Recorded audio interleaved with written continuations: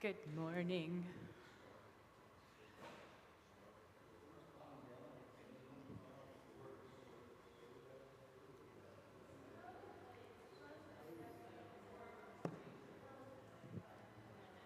Thank you.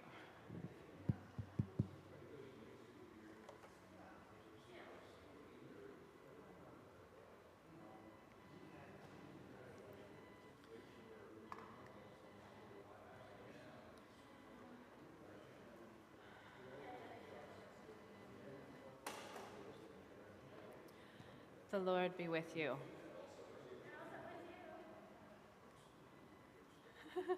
Thank you. So we are doing, you're like, why does she have a microphone on? We're like right here. The reason why we have the microphone on, I believe, is it this camera right here? That one?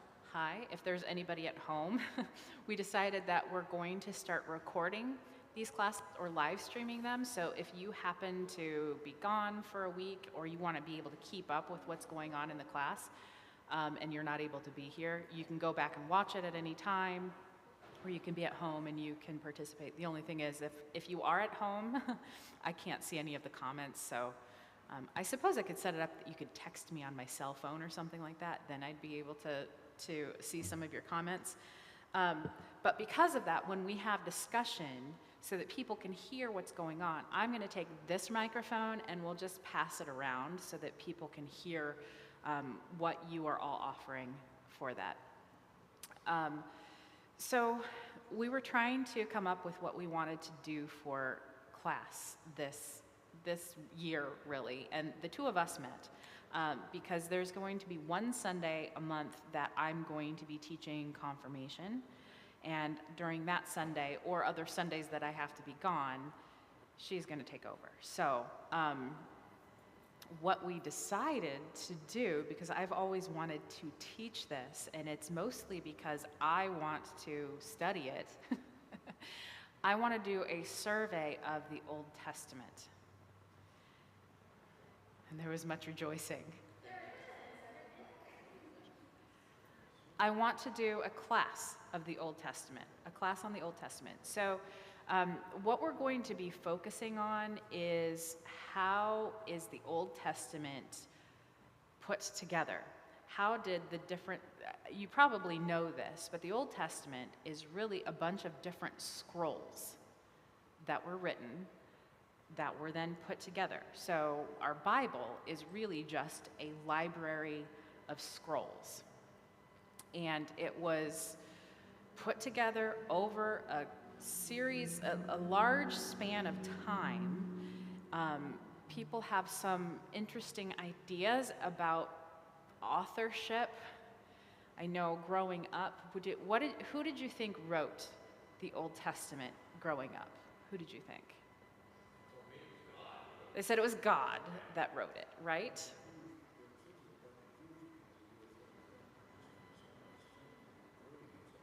Yeah. So you say history, right? So they were recording it in some way. So there are three main kinds of writings in the Old Testament, and they each have their own style, they have their own context, they have their own particular way. You need particular skills to be able to read those writings in their context, to be able to understand them. When I was growing up, I did not like the Old Testament. I thought, geez, that God sounds really kind of mean sometimes, right? And I am really more interested in the God of the New Testament, which I thought was kind of different, and Jesus. Jesus is super compelling, right? Jesus is very compelling. Like there's these stories of healing, and even when I was younger, I got the idea that Jesus was kind of sticking it to the man. You know what I mean? Like he was kind of this protest figure that shows up and is kind of a revolutionary in the history of Israel. And I did not gravitate towards the Old Testament. And in fact, even when I got into seminary, I just kind of, I took the classes, right? I took the Old Testament classes, but I did not appreciate the Old Testament classes. And something that, as I have grown in my own spiritual development and as I've grown in my understanding of the Bible and have gotten deeper into it, the more I have seen the New Testament point back to the Old Testament and how the writers of the New Testament and the disciples, the apostles, how they really understood the Old Testament in a way that I don't, right? There's an appreciation.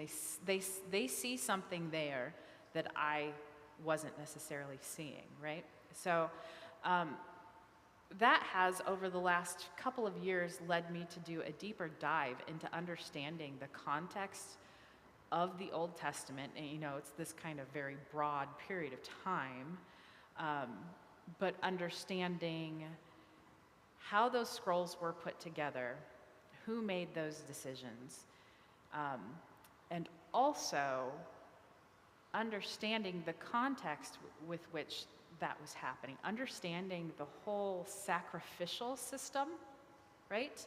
And then in understanding the sacrificial system that they have, that makes me understand the Messiah that much more, and what they were really expecting out of a Messiah, and why there was confusion, why there was so much confusion about who was Jesus and what was he supposed to do. And it's in part because a lot of Old Testament literature points towards a Messiah that is going to do specific things. And those specific things are part of what Jesus does, but he expands that image, right? So I wanted to talk a little bit about, you've heard a little bit of how I've understood the Old Testament before. I want to hear from you what you have understood about the Old Testament. Now, you don't have to have the same experience as me, right? You can have your own experience, and you can maybe say, oh, I love the Old Testament, and this is the richness I found from it, or I don't really know a whole lot about it. Come up with your own thing. But I'm going to pass the microphone around. You can even say, I've never really thought about it before. Pass. Okay? But I just kind of want to see where we are with that. Because it might help me in, as I put some stuff together, what I might include. Okay, well, first, I have read the entire Bible at least one time through, just because I felt like I should understand, at least know about it, but I didn't know how much I understood. But for me, the Old Testament, just thinking about what we've done in Bible studies and so on, I maybe don't understand it as much as I should, but I understand it as the history of the Israelites, or the people from Israel, basically, from Abraham and the beginning of the world, and God's creation, and then putting people on the world, and then picking Abraham to, I guess, as his chosen servant to teach people what they would expect to be doing. And of course, some things didn't always work out, like when the flood had to, knowing the flood and so on, those kind of things. And I always wondered about some of those stories, if they were actually true, I guess. Or, I mean, I always said, well, if it's in the Bible, it's true. But yet you wonder how that could be happening if God's going to deny everything. And I can understand why he would do it if they weren't doing what he wanted them to do. But anyway, then after Abraham, of course, then if you follow along with his family and how eventually Isaac's situation and how he almost killed Isaac, but he didn't, because God found a way to forget a sacrifice of another ram, I guess it was, and then of course Isaac has Jacob, And I actually had two sons, and Jacob was the one younger one that took over in that whole situation with figuring out all family relationships, how that all went, and then how he became the father of Israel, and so I remember all that. But then for me, it was like, okay, learning about then the Exodus, just the Joseph's story, how they got into Israel, or how they got into Egypt in the first place, and then getting out of Egypt over time, and then how they complained in the wilderness all the time about things that weren't their way, and Moses trying to straighten things out all the time, and going back and forth, and always wondering about why things were the way they were, in a sense, why, and I put myself in their situation. Well, I believed it either, how I would have done that situation. Like, I can kind of relate both ways, but yet from a different perspective, we're looking at it from the whole Bible and Jesus and so on. But looking back on it, how they would, without that knowledge, but yet all those different references from the prophets to Jesus, and then trying to figure all that out. That's kind of, of course, getting into the promised land finally, and then all conflict back and forth. They didn't want to always do what God wanted them to do. I always wondered about that until you realize, okay, well, that's why Jesus had to come, I guess. Would be, but for us, it's just a history of the people. Yeah, and you've brought up something that we will encounter. There is a lot to it, right? There is a lot to it. There's a lot of things that we have to recognize that we also bring to the reading. And we'll get into that a little bit. Hopefully, part of what I will be trying to teach you is how to divorce our own expectations of the text from the text, right? When we go to a text, we have a particular set of expectations that we bring to it. And we are bringing an expectation that we are going to be, we see it from a Christian perspective, right?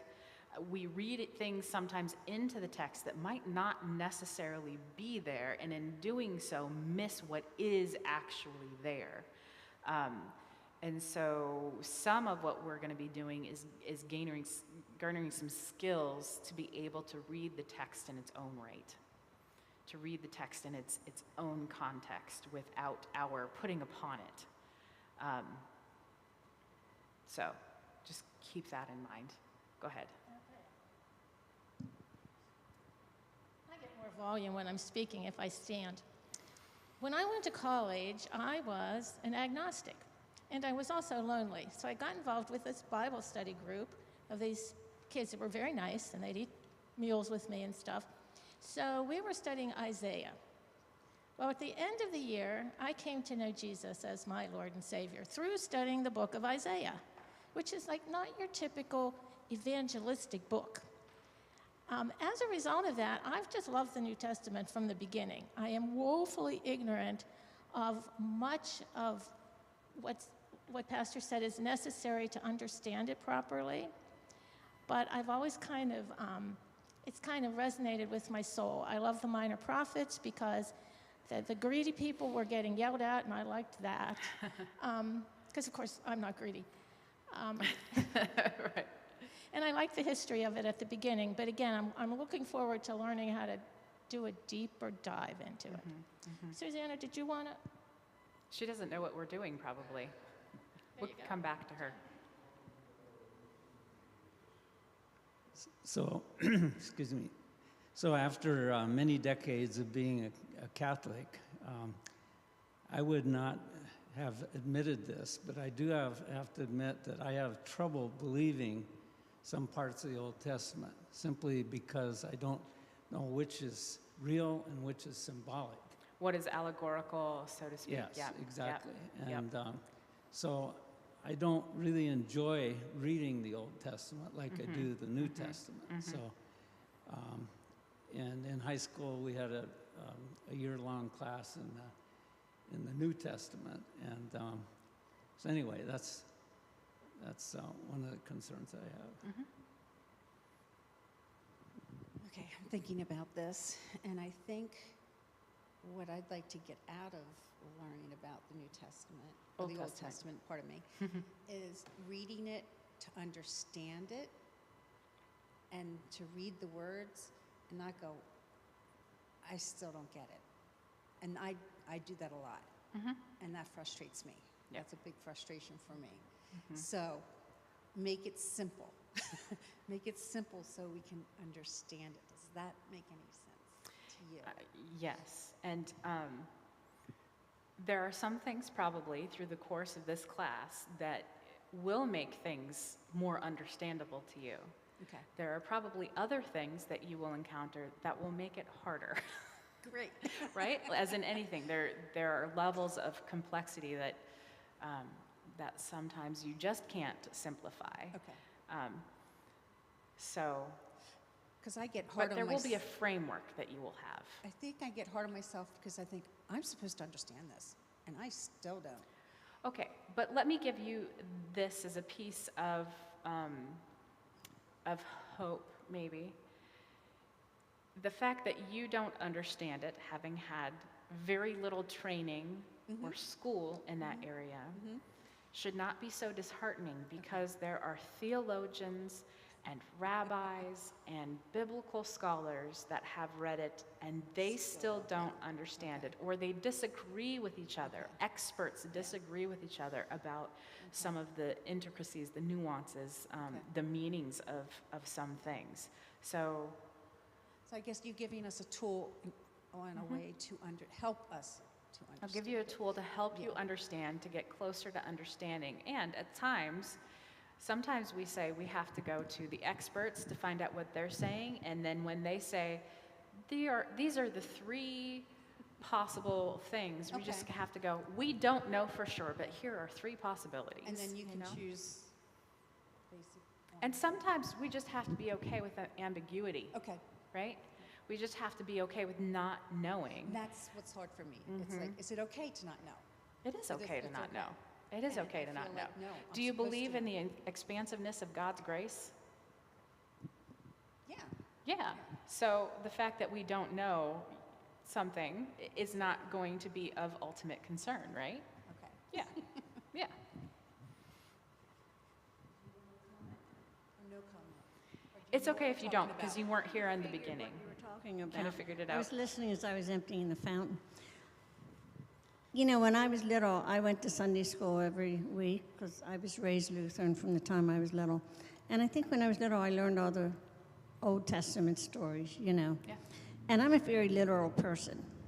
If it says David took Goliath down with a stone, by gum, I can picture that, and that's what happened. If Adam and Eve were in the garden, by gum, Adam and Eve were in the garden. As I grew older and people said to me, well, you know, it wasn't really just Adam and it wasn't really just Eve. But in my mind, the Bible is, I was taught, the Bible is truth. So whatever, if Jonah was in the whale, by gum, Jonah was in that whale. So I read the Bible literal. And from the time I was little, you know, the Old Testament were the Bible stories, the New Testament was Jesus. Jesus was my friend. I used to walk around as a little kid and talk to Jesus. My mother would say, who are you talking to? It's all right, Mommy, I'm talking to Jesus. So I know more about the Gospels, but I do know the old stories. But I guess I'm interested in finding out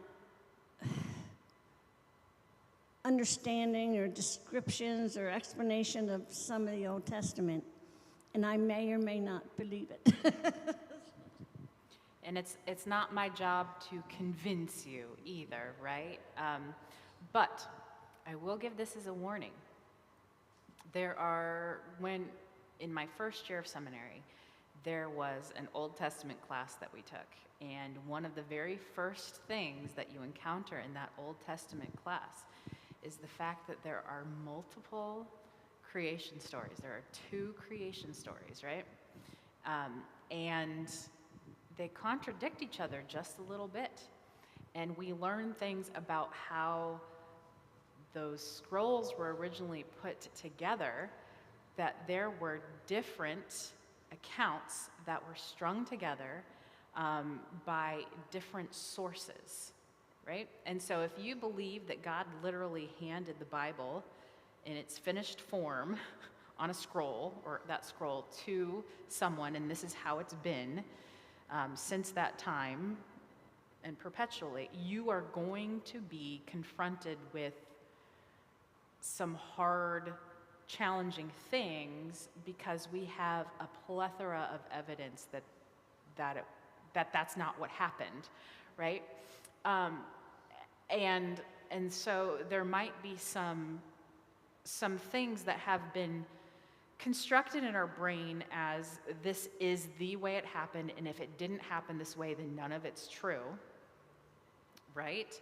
If you're kind of a hard line like that, you probably don't want to show up to this class, but you probably don't want to show up to this church either, because there are things that will challenge you once you really start looking at them. However, if you can stick with it, you'll find that it's actually much richer than our initial kind of Sunday school offerings that we had.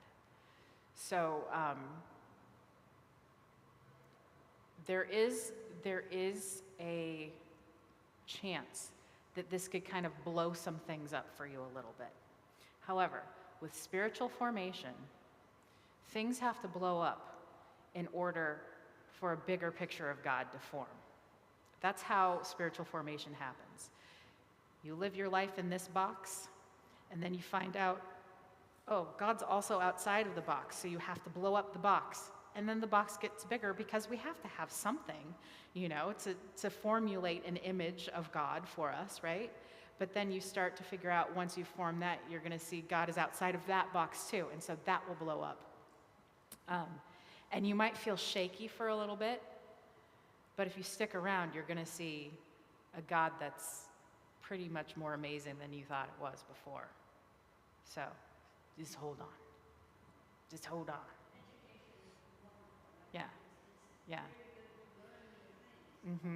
But it's a good point that you make, because we had people in our seminary class that couldn't make that shift, that couldn't stick around, and we lost people in the first 2 weeks of class that they had planned on having a career, right, doing this, and they couldn't stay past the first 2 weeks. So, yeah. Go ahead. So, like, being a PK, I grew up with these stories and heard them all in church as I grew up. I don't think I ever sat and studied it and thought of the Old Testament as a whole. Similarly, I think of the Old Testament as pre-Jesus and all the stories that have been put together to tell that history. I do get frustrated at times when I see people pull pieces out of context, especially from the Old Testament, and either try and apply them to modern times when they don't necessarily fit, or apply them without a lens of God's love, which sometimes is used hatefully. So that part frustrates me, which has probably caused me to stay away from some of the stories or the readings, more so than the stories in the New Testament, where you see that love more, and you see Jesus' application of that love. So I guess that's where I come to the Bible. I appreciate that. Yeah. Couple things. One thing is that I'm a sociologist of sorts. I enjoy that. Yeah. And I know that I have very little knowledge of ancient societies. Yeah. And I'm aware of the fact that a lot of the writings there were addressing societies that I know little about. So understanding the context, or like Doug said, the frustration of people taking literally what's being said and applying it to the society of today, or even America compared to the Middle East, compared to Asia, etc. Absolutely. There's just so much to it. So that'll be interesting to learn that. Yeah. Last weekend it rained. It rained for 5, 6 days in a row, and somebody said to me, well, we only have 34 more days to go. Oh, jeez. And I was like, that got me thinking, the 40 days, 40 nights, Yeah. the 40 years, Yeah. the 7 days. There's lots of numerology. All of those Yeah. things that, we just have to kind of get We'll have past. to Makes get me chuckle. we'll have to get Doug on some sort of numerology thing for the Old Testament. Like that'll be your project, right? Yeah. Yeah, build a spreadsheet. Yeah, there's lots of really interesting connections Yeah. with that. I Yep. bet. Yep. Lastly, the Old Testament isn't really written in like a Michael Connelly novel where this happens and then this happens Yeah. and then this happens and that's harder for me to grasp because I enjoy that kind of writing. And I could even read a textbook because this expands on that and so forth, and you grow that way. But it's a little different kind of learning. Well, and here is a even more complex piece for you. The way that we Protestants put together the Old Testament is different than the Tanakh or the Hebrew Bible. So there are some difference in the ordering of the books, and in fact, the last book of our Old Testament is not the same last book of the Tanakh, which we'll get into what the Tanakh actually is, the Hebrew Bible. And there are some implications then for how then we understand it. So.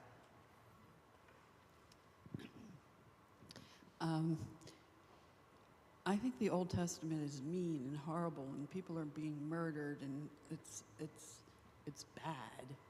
And then Yeah. I think God thought, well, I had enough of this. I'm bringing Jesus down. We're having things good, and love your neighbor, and turn the other cheek. And the world's got to be better than that.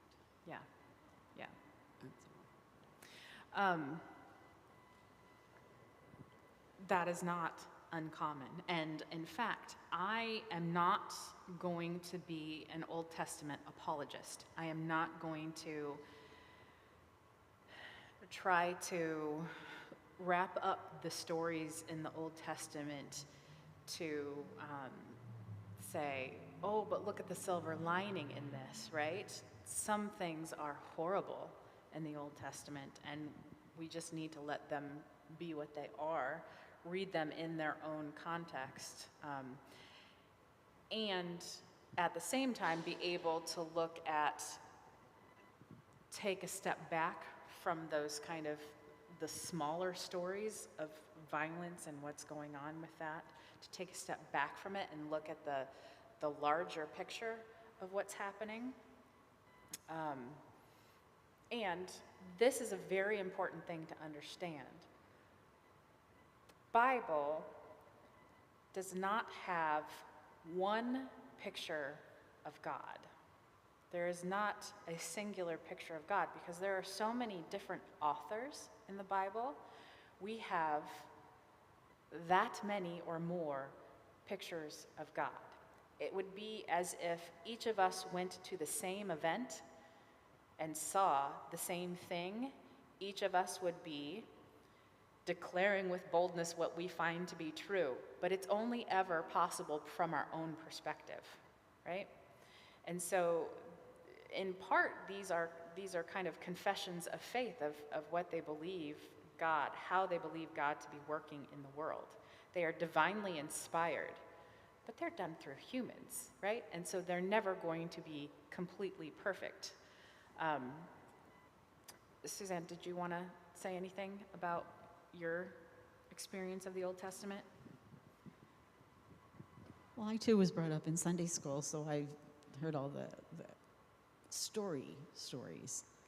Yeah. But I've always thought of the Old Testament as more history, which was never my forte, so I kind of shied away from a lot of it. So the Bible studies we've done on Thursday nights have, brought a lot of that to light because, we do all three Sunday morning readings and in-depth study of them. So I've learned a lot more from that. Okay. Nice. So a couple of you mentioned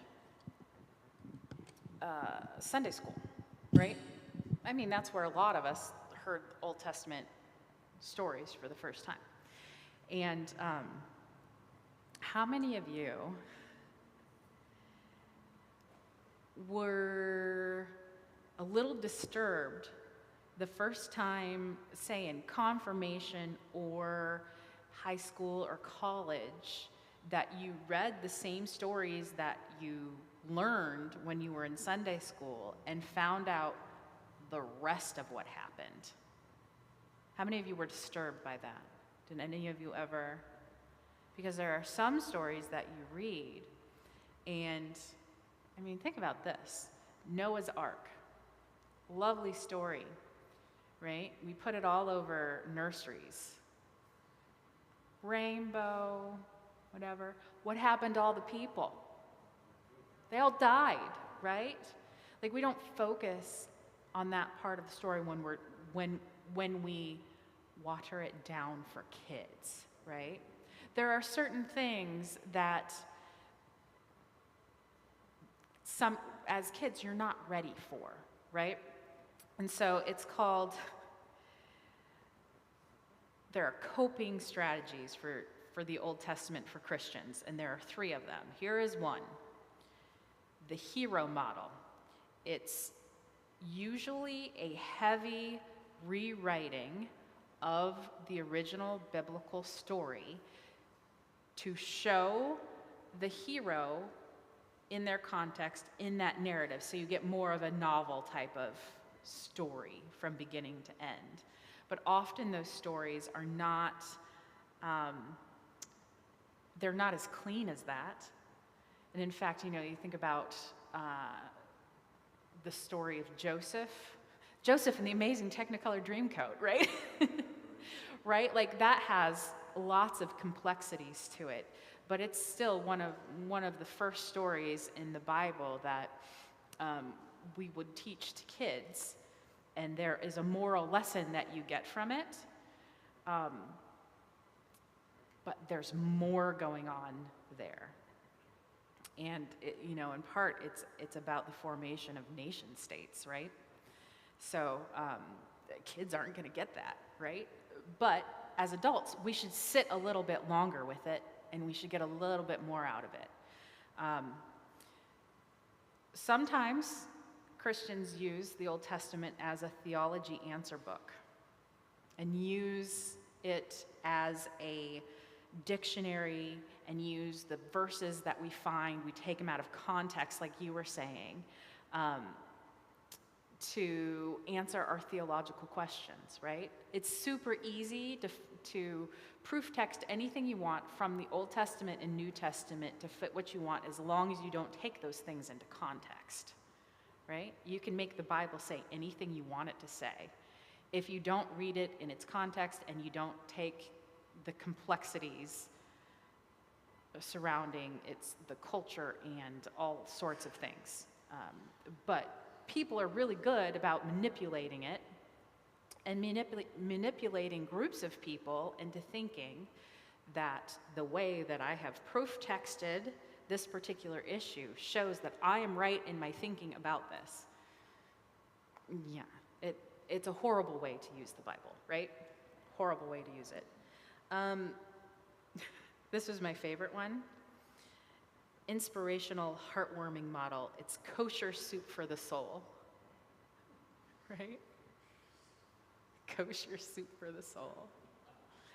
So, those are some of the 3 main Christian coping strategies that we have often used that are not really fair. So, here is my question. Are we imposing a set of questions that are foreign to what the authors are actually trying to communicate? And do we need to set our cultural agendas aside to just listen? To just listen, right? That's really hard to do. But even in just us asking that question makes us more attuned to be able to do that, right? So this might be a thing that we'll bring up every single week, right? Let's set that as like, this is our intention in doing this, so that we can take these pieces of scripture at their own face value instead of imposing our own agendas onto it. Theology Answer Book. Yeah. So I wanted to, there's a quote that I wanted to share as well, and I think this might be kind of our last thing because we're getting close to 11:30. One of the most fundamental questions which has faced theology and the church in every age is whether or not Christianity also needs an Old Testament. Is the Old Testament to be thrown away as obsolete or preserved as a relic from days of yore, or treasured as a classic and read by scholars, or used occasionally as a change from the New Testament, or kept in a box in case it should be needed someday? Or is this Old Testament an essential part of the Christian Bible with continuing validity alongside the New Testament? So that is from Desmond Alexander. And it's an interesting question, right? And there are certainly people who say, just get rid of it. My argument is, we wouldn't understand the New Testament and most of what's going on if we don't understand the Old Testament, or at least try. Yeah, and I do, there is some history, but try to divorce yourself from thinking of it, it's a history book. Because there are 3 different kinds of literature that we're going to find in the Old Testament, and the poetry that's in it, if we read that as history, we'll be doing ourselves a disservice because we won't get the poetry part of it. And there are even some nuanced things about reading the prophets, that if we see that solely as history, we'll miss the point of what they're trying to do. So next, we're going to get into how did the apostles, how did Jesus understand the Old Testament? We're going to veer into that just a little bit to see how they interpreted it. Because surely even by the time, the generations later, by that time, that's even going to be different than when these things were first written. So that'll be an interesting thing to look at. That's what we'll get into next time. The last Sunday of the month, I was going to talk to you about that. That's the one I'm going to try to do confirmation on. So when we do that, we'll take a break from my class, and then she's going to start on having us look at Genesis, at specific books. So we'll still be in the Old Testament, but we're going to be kind of picking that up from here. Okay? I hope you guys find this interesting. I find it interesting, and I figure as long as I find it interesting, then you'll get something out of it, right? If I'm teaching you something that's like so boring, you're going to be bored too. So, yeah. All right. So, any questions before we end?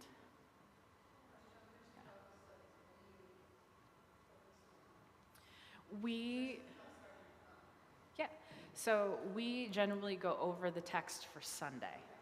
This is kind of like a primer for that. And should have thought about announcing it today. This Thursday, so the first Thursday of the month is in person, but we are meeting over at the diner. Yeah, it was in the ministry minute. I got it into the ministry minute, but yeah, forgot to. Yeah, 6 o'clock will be fellowship time, so if you want to come and do food and that kind of stuff. But if you're not interested in doing that part and maybe want to cut down on the amount of time that you're in a public space, because there are some people that are like that, you can come just at 7 o'clock. And I think it's just in like a back room, side room over there. Yeah. The other weeks we're online, on Zoom. Yeah. And that might change over time. It was just kind of COVID put everything online, and then we're like, well, let's hybrid it. Let's do one in person. And there are some people that will come only online, and there are some people that will come only in person. So it's kind of a compromise right now. And maybe once we get out of the early back to school back to COVID thing. You know, it's like flu season and COVID and stuff. Like as we get back, we have a lot of cases of it right now. Maybe we'll kind of reevaluate how many times we're in person. But for right now, we're just gonna do the first of the month. Partially because it's easier to remember if it's, the first of the month. So, yeah. Any other questions? 6 o'clock, yes, 6 o'clock for doing the Zooms. And that's purely selfish on my part because my house is empty at 6 o'clock and everybody starts coming in the door at 7 o'clock and wanting my attention. I'm like, I can't do anything right now. I just started a class. So, always at 6, yep.